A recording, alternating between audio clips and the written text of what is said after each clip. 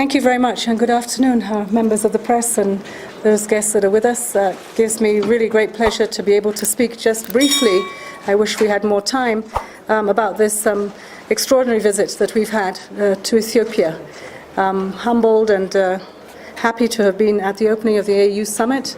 The AU Summit itself provided an opportunity to speak with African leaders on many issues on the continent, from development to conflict, humanitarian crises, but then stepping off into Ethiopia to witness the tragedies of the conflict all round.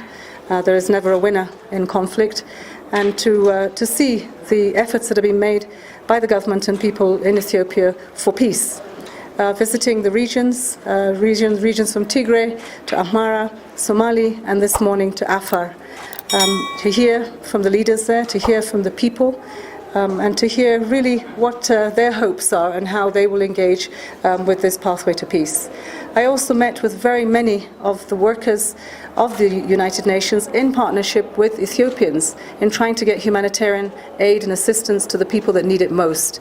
And this perhaps is the biggest call that we have, is that humanitarian assistance needs to get there yesterday. The urgency at which it needs to find, especially women and children that have been affected by this, is extremely important.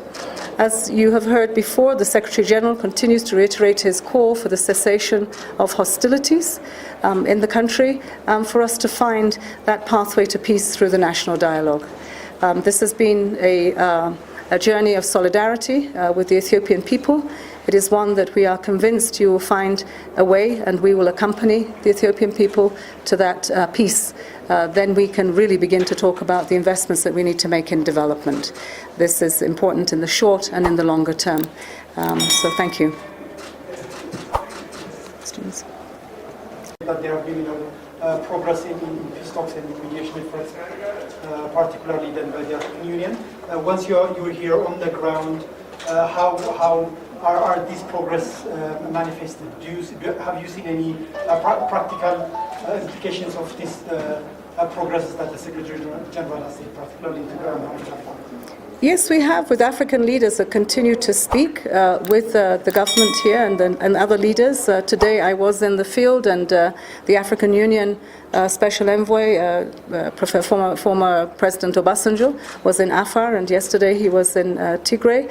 So yes, I think that the talks continue, and there is certainly less hostility than there was a few months ago. We are in a much better place, and there is much more conversation and dialogue and talk around the national dialogue itself, and the way to peace. Thank you very much. Unfortunately, we'll not be able to take more questions. She asked if I could fly. The lady. The lady. Thank you so much, Madam. Did you meet the leadership of the TPLF, and what are some of their demands as far as the national dialogue is concerned? Thank you. Yes, I did, and I think the demands are known by all sides, that one wants to see more humanitarian assistance, the cessation of hostilities, and the dialogue to answer those demands that haven't changed. They're the same.